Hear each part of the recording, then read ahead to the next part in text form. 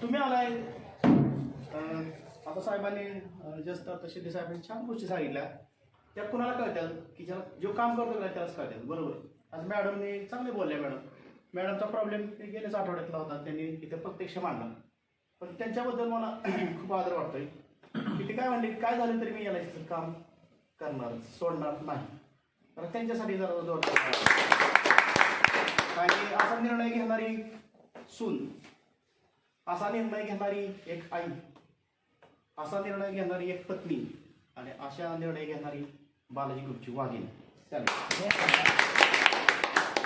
आणि ते निर्णय खूप महत्त्वाचा आहे, कारण की असे आपल्या महिला ग्रुपमध्ये पण अशा महिला आहेत की ज्या असाच निर्णय घेऊन बऱ्याच वेळा डिवोर्सला सुद्धा डिवोर्स झाला तरी त्यासाठी तयार आहे, पण या लेखीचा डिवोर्स घ्यायला तयार नाही, कारण की त्यांना माहिती आहे की आयुष्यभर हीच आपल्याला आयुष्यभर मिळणार आहे. तर खरंच बरं वाटलं, कारण की आपल्याकडे महिला आहेत तशा. मला माहिती आहे अशा महिला की ज्या अशा वाघिणीसारखेच काम करतात, लपून छपून काम करतात पण करतात.